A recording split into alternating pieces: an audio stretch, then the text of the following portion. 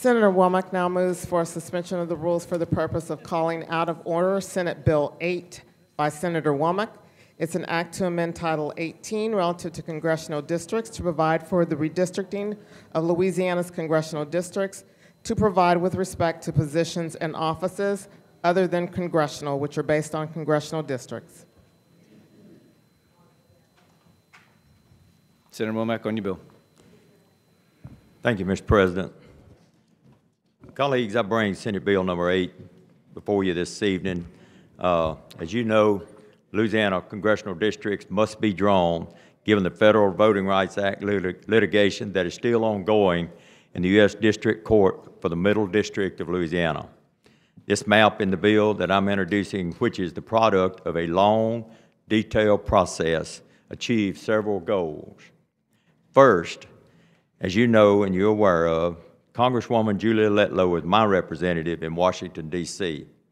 The boundaries in the bill I'm proposing ensure that Congresswoman Letlow remains both unpaired with any other incumbents and in a congressional district that should continue to elect a Republican to Congress for the remainder of this decade. I have great pride in the work of Congresswoman Letlow and that she's accomplished. And this map will ensure that Louisianans will continue to benefit from her presence in the halls of the Congress for as long as she decides to continue to serve this great state. Second, Louisiana's 6 congressional districts, the map is proposed, bill ensures that 4 are safe Republican seats. Louisiana Republican presence in the United States Congress has contributed tremendously to the national discourse, and I'm very proud that both Speaker U.S. House of Representatives Mike Johnson and U.S. House Majority Leader Steve Scalise are both from our great state. This map ensures that 2 of them will have solidly Republican districts at home so they can focus on the national leadership that we need in Washington, D.C. The map is proposed in this bill ensures conservative principles retained by the majority of those in Louisiana and will continue to extend past our boundaries to the nation's capital. Third, the corridor that you see on the map that you have on your table, if you'll notice, the map runs up Red River, which is barge traffic, commerce. It also has I-49, which goes from Lafayette to Shreveport, which is also a corridor for our state that is very important to our commerce. We have a college, we have education along that corridor. We have a presence with ag, with our row crop, as well as our cattle industry, all up along Red River in those parishes. A lot of people from that area, the Natchitoches Parish, as well as Alexandria, use Alexandria for their health care, their hospitals, and so forth in that area. So finally, the maps in the proposed bill responds appropriately to the ongoing Federal Voting Rights Act in the Middle District of Louisiana. For those who are unaware, the congressional maps that we enacted in 2022 of March have been the subject of litigation roughly since the day the 2022 Congressional Redistricting Bill went into effect. Even before we enacted it, after a substantial amount of prolonged litigation, the Federal District Court has adhered to its view that the federal law requires that the state have 2 congressional districts with a majority of black voters. Our Secretary of State, Attorney General, and our prior legislative leadership appealed that, but have yet to succeed, and we are now here because the federal court order that we have to have first opportunity to act. The district court order that we must have 2 majority voting age population districts combined with the political imperatives I just described have largely driven the boundaries of District 2 and District 6 on your map, both of which are over 50% voting, black voting age population. Given the state's current demographics, there is not enough high black population in the southeast portion of Louisiana to create 2 majority black districts and to also comply with the U.S. Constitution, 1 person, 1 vote requirement. That is the reason why District 2 is drawn around Orleans Parish, while District 6 includes the black population of East Baton Rouge Parish and travels up the I-49 corridor to include black population in Shreveport. While this is a different map than the plaintiffs' litigation have proposed, this is the only map I reviewed that accomplishes the political goals I believe that are important for my district, for Louisiana, and for the country. While I did not draw these boundaries myself, I carefully considered the number of different map options. I firmly submit that the congressional voting boundaries represented in this bill best achieve the goals of protecting Congressman Letlow's seat, maintaining our strong district for Speaker Johnson, as well as Majority Leader Steve Scalise, ensuring 4 Republican districts and adhering to the command of the federal court in the Middle District of Louisiana. And I ask for favorable passage.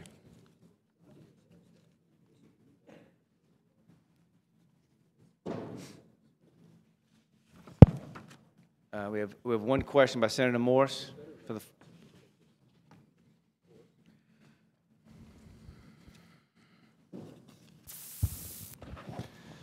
Senator Womack, among the factors that you considered was the community of interest of the district, something that was considered in coming up with this version of the map that we have before us. Senator Morris, this map was strictly drawn from the political aspect of our congressman in office, is how it was drawn. You didn't consider the community of interest of people having something in common with one another within the district? No, I didn't, because we had to draw 2 districts, and that's the only way we could get 2 districts. One of the ways we could get 2 districts and still protect our political interest. Well, one of the things you said earlier was that we had in common the agriculture. You mentioned that. That's a community of interest. So you did consider agriculture as being something that everybody had in common with this district, or? My comment was the fact that it was along that corridor. Ag was along that corridor. Not so much in that community interest, just maintaining, bringing out the fact that I-49 does go through there, and it does encompass your timberland, your ag, your hospitals, just trying to bring to light some of the positives going up that corridor. Would you say that the heart of this district is northeast Louisiana and north central Louisiana?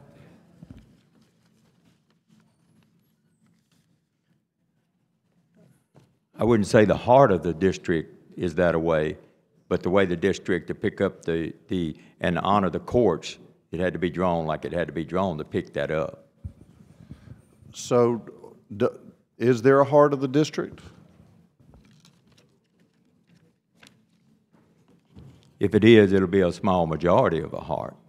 I don't think it has a heart of the district, but it had to start somewhere. Do you know what the most populated parish is of Congressional District 5 at the current moment? I do not. I hadn't looked at that to prove that myself. I understand.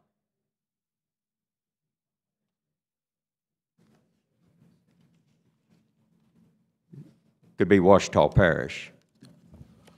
Right. So Ouachita Parish, which is the most populated parish in Congressional District 5, which you seek to protect for Congresswoman Letlow, your map cuts Ouachita Parish into various pieces, does it not? And puts a lot of that in Congressman Johnson's District 4, correct? That's true. The way the map is drawn, that's in my bill. That is the way it's drawn. And like you, I think you indicated that Congresswoman Letlow is your congressperson, and it's important to you for her to remain to be your congresswoman. Is that correct? Very important. Well, under your map, I would be Congressman Johnson's in his district, and so would Senator Kathy, and so would Representative Eccles. Is that correct? That would be correct. I know, I've been to your house, but I hadn't been to any of the others, but I think you're correct. So that would be important to me, did you know? But this district, as it's drawn now, would move Lincoln Parish and Louisiana Tech into Congressman Johnson's district, would it not? That's a possibility. Well, your map does.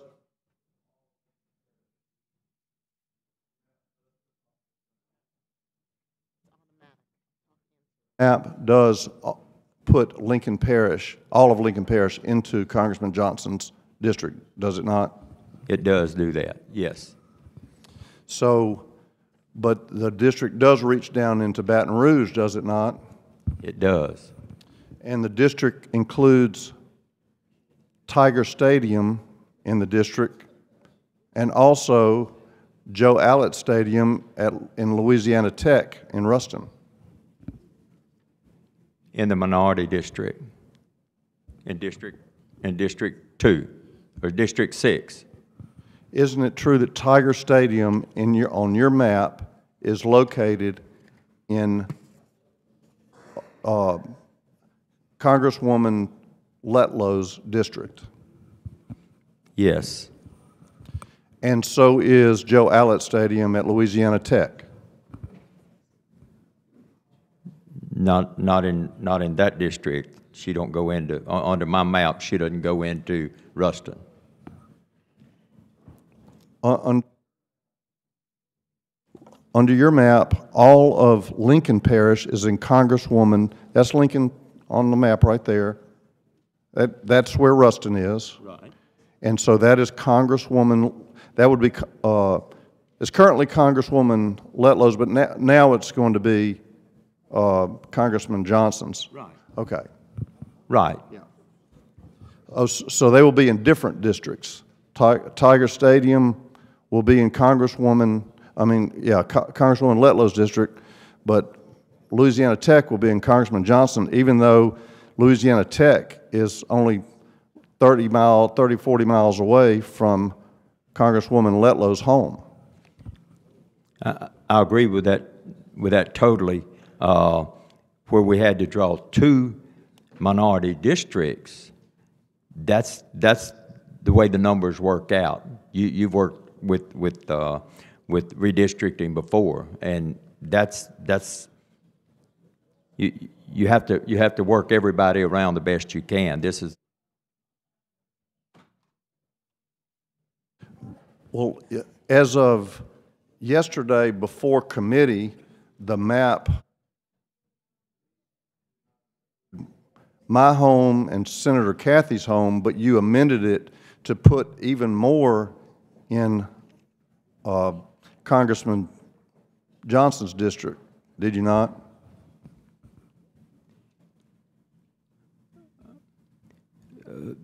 Senator Morris,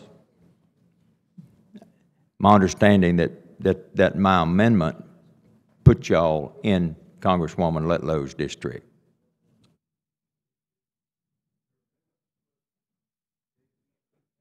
In Congressman Johnson's district under your amendment, because it added more Ouachita Parish into District 4, did it not?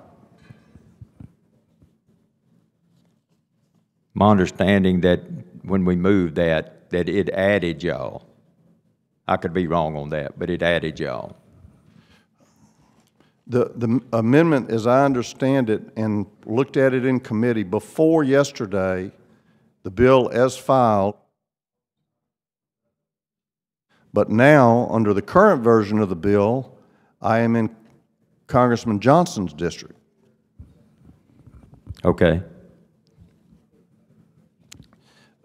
Don't you think we should have moved, included Louisiana Tech and Ouachita Parish in the Northeast Louisiana Congressional District? Senator Morris, it's a lot of could have, and I regret that it's not, but we also have to look at the other members of Congress and what we can live with concerning that. If your bill gets out of off the floor today and goes over to the House, would you be amenable to amendments that would allow this district? As long as all the other requisites are there to comply with the judge's order and to comply with you know, the community of interest and all the other redistricting principles that we have to abide by. Senator Morris, I have no problem in that, as long as it meets the requirements of the bill. Thank you, Senator. I appreciate your efforts, and I'm hopeful that we can, assuming the bill does move, that we can perhaps find a resolution that can make everybody, if not absolutely happy, a little happier. Thank you. Thank you, Senator Morris. Senator Stein for the floor.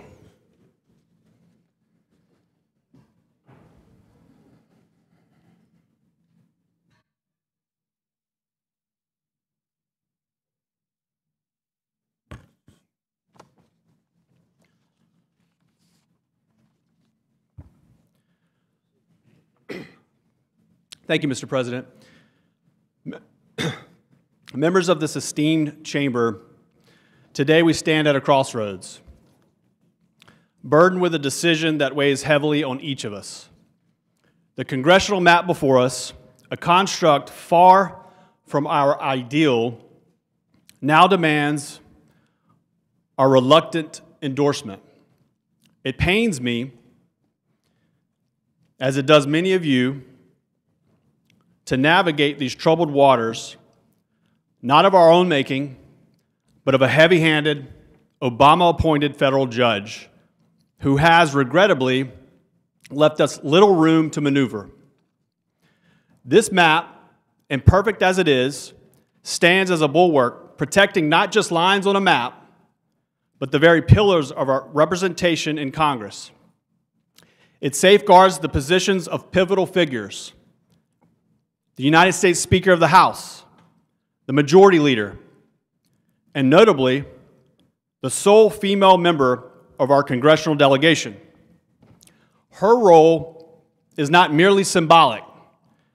She is a linchpin in the Appropriations, Education, and Workforce Committees, which are vital to the prosperity and well-being of our state.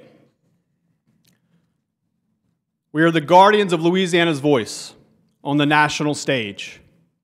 Our decision today, while constrained, is crucial. It's about more than lines on a map. It's about ensuring our state's continued influence in the halls of power, where decisions are made that affect every citizen we represent. So with a heavy heart, but a clear understanding of the stakes, unfortunately, we must pass this map before us instead of giving the pen to a heavy-handed, Obama-appointed federal judge who seeks to enforce her will on the legislature into an untenable situation rather than acting as a co-equal branch of government as laid out in our Constitution.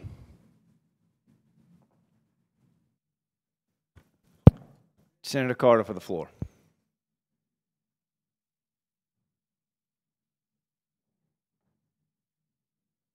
Thank you, Mr. President, members. This proposed map by Senator Womack, well, let me start with the current district, District 2, The current African American voting age population in District 2 is currently 58%. This map, proposed by Senator Womack, reduces it to barely 51%. In committee, the bill's author testified that no sort of performance analysis had been conducted to determine whether or not District 2 continues to consistently perform as an African American district. There are serious concerns about this map. There are serious concerns about this proposal.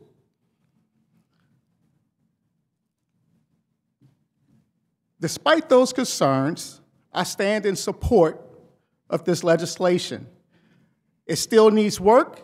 It must be amended. But I stand in support of it today, and I speak only for today. I would like to read to you all a statement from Congressman Carter, who currently represents the 2nd Congressional District. Many of us served with him either when we were in the House or those of us who served with him in the Senate. Here's a statement.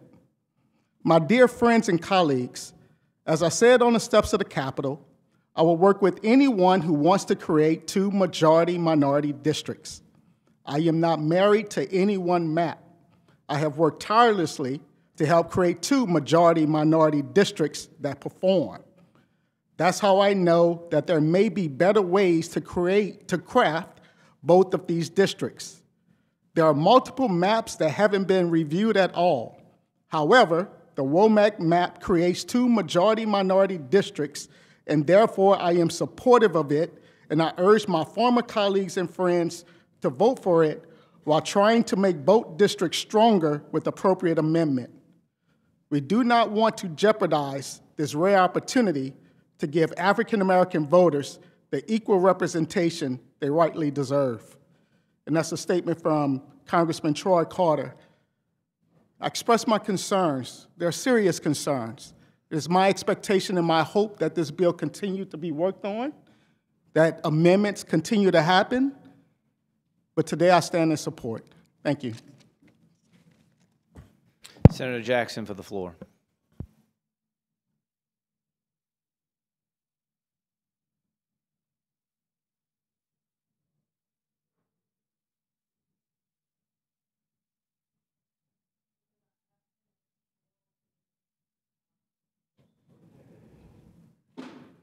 You tried to cut off my mic.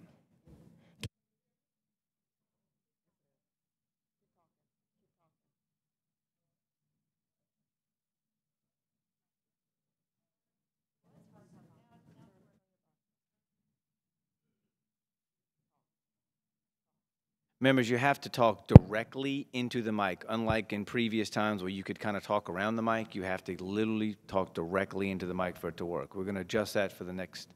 Hello? 17. Okay, good. Miguez was going to have a fit if I wasn't able to speak. I stand in support of this map. I first want to thank Senator Womack, who had the fortitude, regardless of how we got here, but to stand up and do what the last body couldn't do, and that's to come together. But I do stand to say this because I said it in committee. I reluctantly came to the floor to support this map because my constituents and a lot of our constituents in North Louisiana right now are still experiencing an ice day. That's what I call it, because we didn't get snow. And so a lot of them don't even know that we're down here right now passing maps. And so this is the first time in a long time I'm probably going to vote for something that I haven't vetted through my constituency. Because tonight, myself, Representative Fisher, and Representative Moore will have a Zoom community meeting to catch them up on what they have lost while they were at home, because my legislative assistant was finally able to get to the office and at least send something out to our constituency. However, so at some point, what they did tell me over and over again for the last year, year and a half that we've been going through this process, that they were supportive of fair and equitable maps, and that they knew a fair and equitable map would be something that created fair representation for all people in the state of Louisiana. I will end with this. I don't think we're in the hands of a heavy-handed judge, but we're in the hands of consequences that the last legislature created in our failure to act. And I say that with a heart of hope that we act today on what is right, on what is just, and what is fair. I don't believe, and I said this before, any of my colleagues in this chamber would have it to be that a certain group of people in the state of Louisiana would not be properly represented. I am an American who stands every time the flag is presented. I proudly say one nation under God. And I hope today that in this Senate, we will stand as one Louisiana under God, because God is for what's just and what's equitable and what helps all people. There is nothing that says that a second African American serving in Congress in Louisiana will not help the masses. For if we think that, then we think that we're less or better than a person based on race. If anyone in this chamber could articulate a reason why they believe that any African American that sits before you today wouldn't go to Congress with the same zeal and vigor and heart for the people, then maybe we can say that there's not an African American in this state that's going to stand in Congress and represent us. But I literally do not believe that there's a colleague in here that looks across this chamber at any member of the Black Caucus and does not believe that we wouldn't go to Congress and represent Louisiana. And so I stand in support with reluctancy of having to talk to my constituents after this vote, but with carrying the spirit of fairness that they asked me to carry in the last redistricting session. And I want to thank Senator Womack, because the mark of a true leader is a leader that not only does what he wants to do, but what's necessary to bring resolve and wholeness to a body that has to work together on a number of issues. Thank you.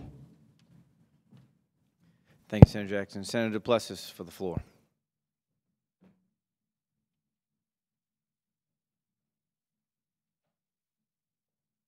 Thank you, Mr. President. Thank you, Chairman Womack. I just want to make a few brief comments based on some comments that have been made earlier today. I was not necessarily planning to speak, but I think it's important that I just share a thought or two. It was said that this is much more than just lines on a map. And I agree. It is much more than just lines on a map. We've heard a lot from Chairman Womack and my colleague, Senator Stein, about the importance of protecting certain elected officials. But it's about more than lines on a map. It's about the people of this state. It's about 1/3 of this state going underrepresented for too long.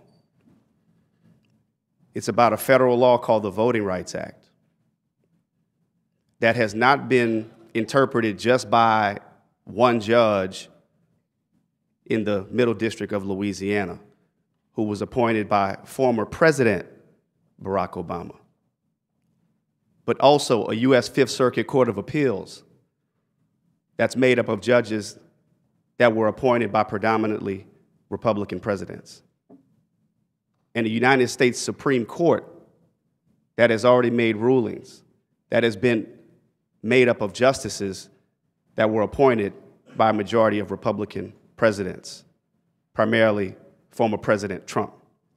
This is not about one judge that was appointed by former President Barack Obama. This is about the people of this state, and 1/3 of that state, 33% to be exact, being underrepresented. So I think it's important that we keep the focus on why we're here today. None of us want to be here today. We've been at this for well over 2 years. And all of us have a level of reluctancy with the maps that are before us. Just like Senator Carter, I'm not thrilled about what's happening in the Senate to Congressional District 2 and the way that it's lowering the numbers. Senator Price and I, we co-authored a bill that we felt performed better, but we too are going to support this map because not only have we been ordered to do it by, yes, a judge who was appointed by President Obama, but if we felt like the appellate judges would overrule her, then we'd be right back in court. We're at the end of the road, and I too will support this map, not because I think it's perfect, not because I think it's the best thing that we could do, but because it's time to give people of this state fair representation. Thank you. Thank you, Senator Plessis. Senator Presley for the floor.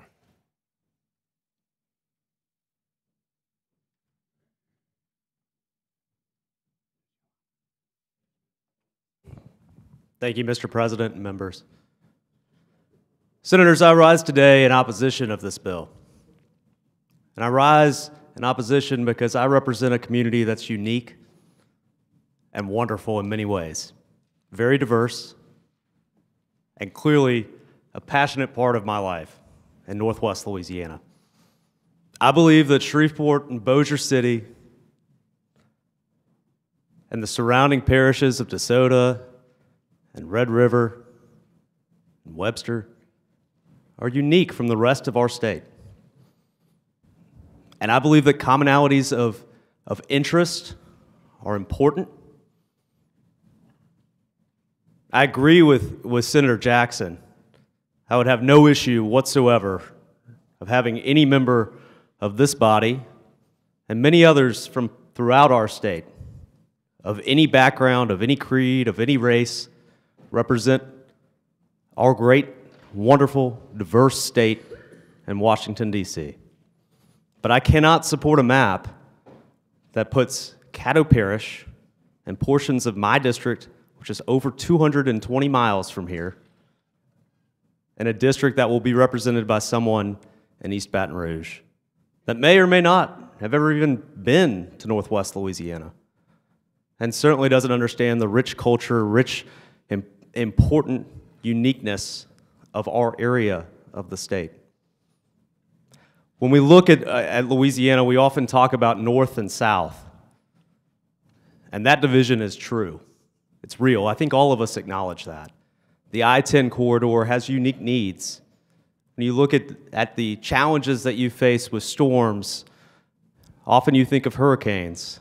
In North Louisiana, we think of tornadoes and ice storms.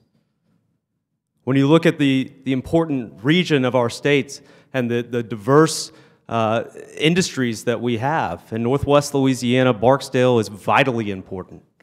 Certainly having Barksdale and Fort Johnson now, previously Fort Polk, together in one district is the one positive thing that I see in this map. And I think that is something that we must keep in mind as we continue through this process. But I am concerned with the important part of this state, Northwest Louisiana, not having the same member of Congress, with having two members of Congress that has the potential to split our community even further along a line that's based purely on race. And I'm concerned about that. Therefore, I'm voting no, and I urge you to do the same.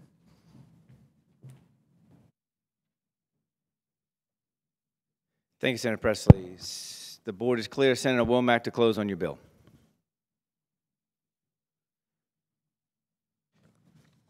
Colleagues, I appreciate the questions and the comments, and I just ask that we move this bill favorable. Senator Womack has moved favorable passage of Senate Bill 8. When the machines are open, all those in favor vote yea, those opposed vote nay. Open the machines. Madam Secretary, open the machines. Vote your machine, members.